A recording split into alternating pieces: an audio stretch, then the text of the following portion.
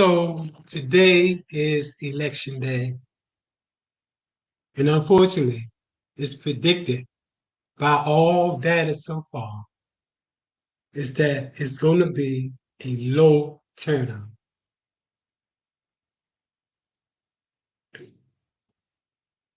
Let's explore why is it and who is it that are most least likely to vote.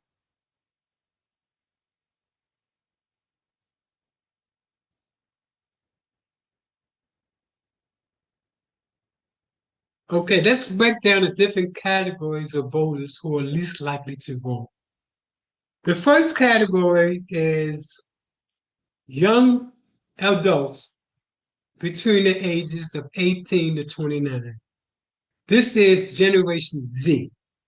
They turn out, the turnout is the lowest among this age group. And there are many reasons. But one reason is that they distrust in political institutions or believe that their votes do not count. If you want to appeal to this voter, repair. And if you want to get to Generation Z, you want to use social media, Instagram, Facebook, two major three major ways to get to these people. You have to go and find them using social media. You can galvanize this group. The other thing, this group love to party, so make sure you are at your places where people like to go for entertainment. Get there and speak to this particular group of people, and you're definitely going to increase these numbers. A term that I use that resonates with this group, and I talk to this young population all the time, and well respected in this age group. The term I use is new school, next generation. That resonates with this population. New school, next generation. As a matter of fact, if you were to go to AI, and if you was to put down Michael Randolph, new school, next generation, you'll see my approach and why it resonates with young people. The next group is Black and Hispanic voters. And they are least likely to go out and vote. And it's different reasons. But one of the reasons why is that disproportionate impact of felony disenfranchisement laws. The next group is your low income and your unemployed individual. This group of folks are the ones that can change an election if we mobilize them like Obama did and get them to come out and vote. We can change the narrative. But you have to speak their language. What I find is that in most elections, it speak towards your middle and your upper class, but really not your low income and your unemployed and Pacific. You want to change the numbers? Then change the language when you're out there trying to get these people to vote. I know because most of the communities that I've grown up in is low income. And I talk to people all the time. And the same thing resonates when it comes all the time to low income and unemployed. They don't speak to me. They speak about me. And then, yes, your elderly voters, especially in mobilized and marginalized communities. Now, where it is true that generally older voters do vote, that's not the case when it comes to your elderly voters in marginalized communities. And one of the reasons is lack of target outreach and assistance. Again, you need to focus on this population of individual here in order to get that vote. And then finally, the next group is your first time in college voters. They tend to not show up, especially during cycle off-cycle elections. Okay, now let's go and talk about what are some of the ways that we can mobilize them to come out. First, you want to use what's known as emotionally intelligent messaging. That is, honor, honor live experience. Frame voting as a tool for reclaiming legacy and shaping the future. Use language that speak to pride, struggle, and possibility. Again, new school, next generation approach that resonate with these voters. The same new school, next generation appeal to Generation Z. I noticed by many of surveys that I've taken using different terms to see what actually excites them. Next, platform specific tone. Like Instagram stories for youth should be urgent and empowering. Flyers for elders should feel respectful and rooted in history. And then narrative power. Share real stories of transformation, like how voting led to a new park, a youth center, or a policy shift. Okay, let's continue. Hyper-local digital campaigns. And this is important. Geo-target ads. Use zip codes level targeting to reach disengaged voters with capturing relevant content. Again, social media will get to these people. Test banking. Personalized tests with local volunteers outperform genetic outreach, including polling location and deadlines. I did want to stop for a second and just simply emphasize this, and it's very important. The days of door-to-door knocking on campaign is not effective in terms of this new generation of folks. Social media outbeats door-to-door knocking all the time. And a specific target who you need to get those folks out. Influential partnership. Collaborate with local artists, barbers, and youth leaders to exemplify messages to trusted votes.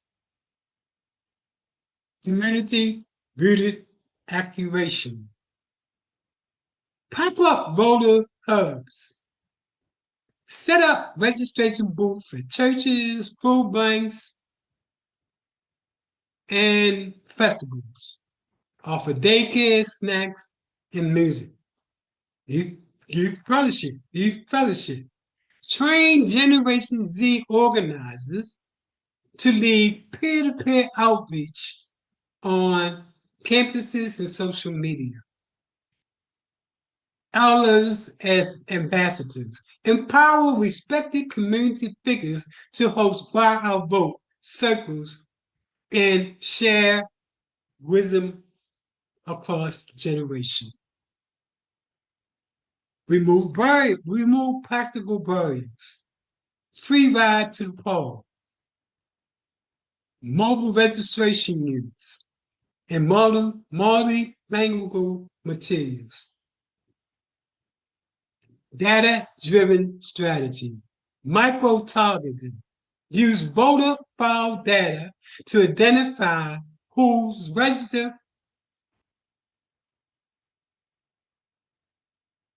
Use voters file data to identify who's registered but inactive and tailor outreach accordingly. Target engagement. Monitor which messages convert best and then double down. Again, terms like if you want to get to the Generation Z, new school, next generation. Feedback loop.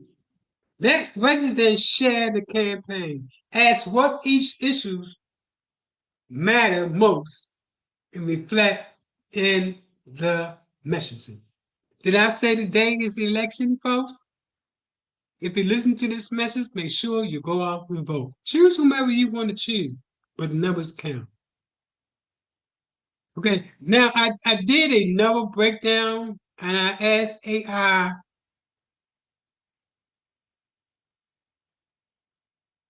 how to use, how can we mobilize young people and everybody out to go to vote? And it's predictable targeting. Again, I can't emphasize how social media can specifically target the area that you want to target and the demographic that you want to target. You're more likely to reach that person on social media than you're doing your door-to-door knocking on a campaign. I understand a lot of people still use that method, but I'm telling you, use that in conjunction with these social media campaigns to reach that population of people. So when we're using predictive targeting, what are we talking about? Who's likely to skip the polls? That's where AI comes into play. AI can analyze voter history, demographics, and even weather patterns to forecast turnout. Micro-targeting. It identifies specific individuals or neighborhoods that need tele outreach, like Black voters in West Tampa or disengaged renters in East Tampa. Personalized messaging, emotional reticent contents. Artificial intelligence uses natural language process to draft messages that match the tone, values, and concerns of each audience. Again, what I'm talking about now is how to use artificial intelligence to as a mechanism to increase your chances of getting folks out. Platform organization. Well, platform optimization. It knows what works best on Instagram versus churches bulletin versus SMIs and adapts accordingly. Artificial intelligence, if you use this right, you're going to increase your chances of getting people out to the poll. And the next thing related to artificial intelligence is real-time sentiment analysis. Pulse of the people. AI scans social media, forums, and news to gauge how voters feel about issues and candidates in advance. And then next, message calibration. If frustration is using, if frustration is rising over housing and police and policing, artificial intelligence can help you pivot the message to meet the moment. Efficient resource allocation, smart canvassing. AI maps out which doors to knock on and then maximizes voters' impact. Event planning. It predicts turnout for rallies and forums, helping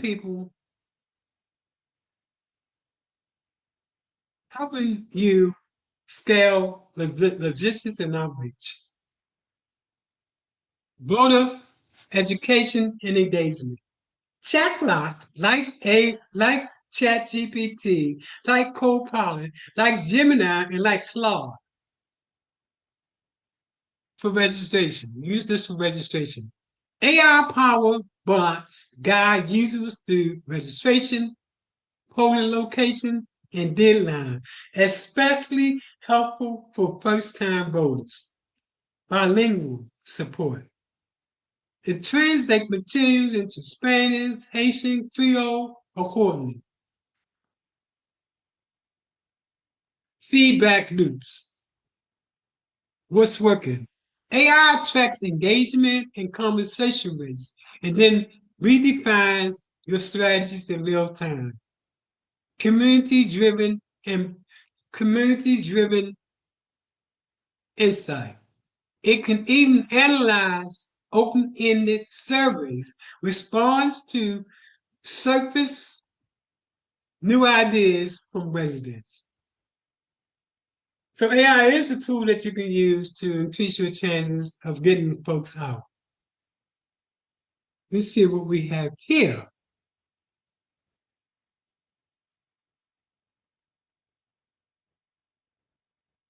Um, this goes back again to talk about how AI can be used to increase the number of voters that's out there. And it talks about collect and centralize data. You can use voter files, canvassing results, and social media engagement and community surveys. Segment audience. AI can cluster voters by behavior, interests, and concerns. Generation G renters concerned about housing or elders focused on the legacy of preservation. You can use AI to power messaging tools. Again, this repeats what I said earlier about using AI.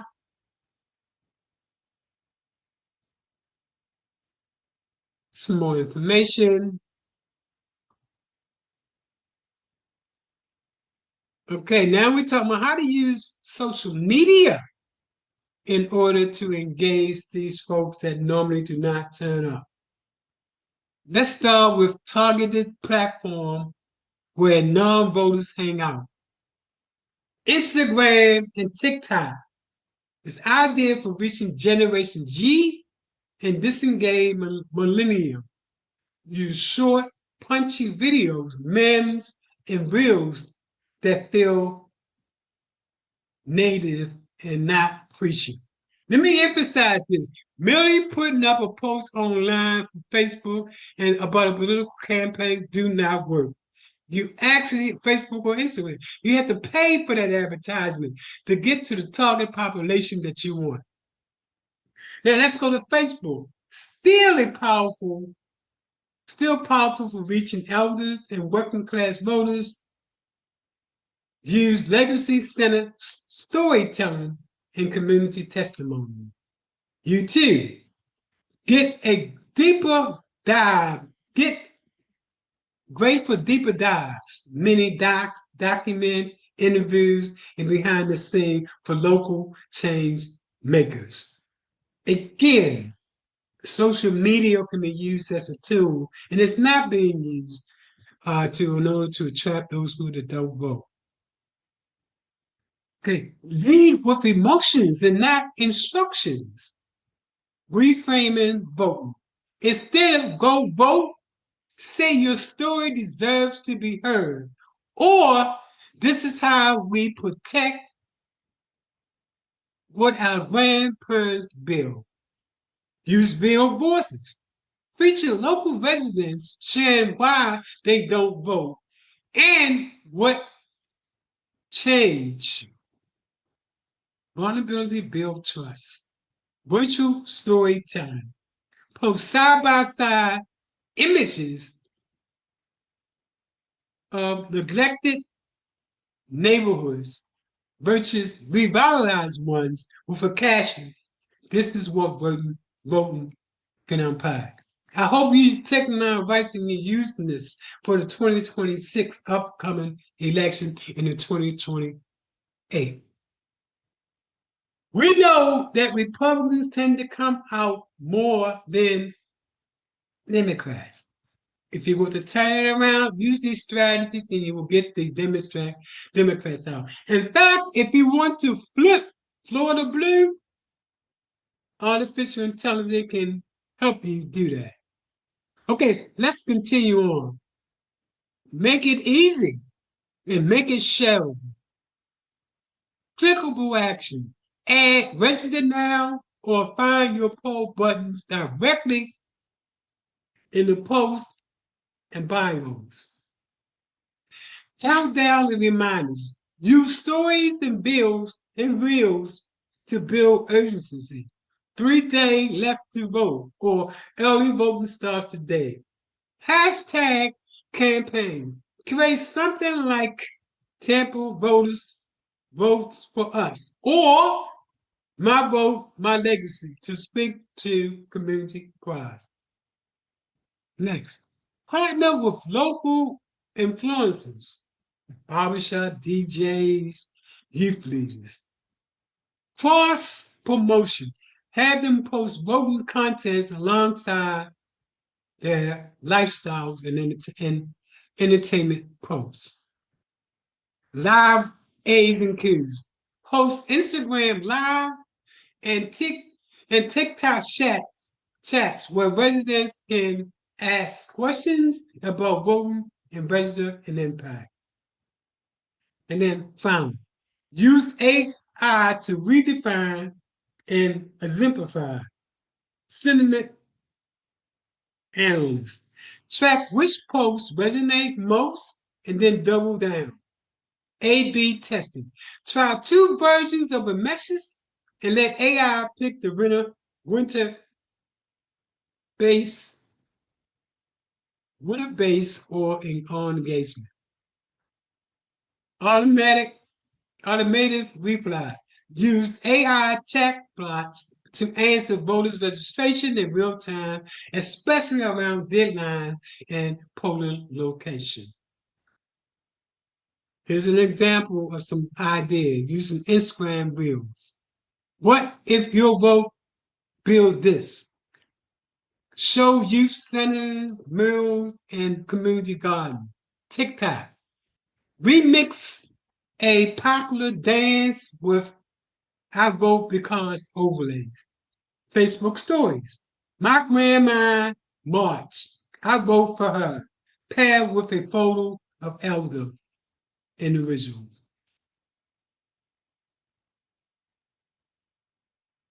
Please go out and vote today. As you know, I support and I'm behind uh, the late Councilwoman Henderson's daughter, Ariel, because I think she's a new school, a next generation thinker. The definition of insanity is doing the same thing over and over again and expecting a different result. So, folks, I just wanted to jump on here, and encourage you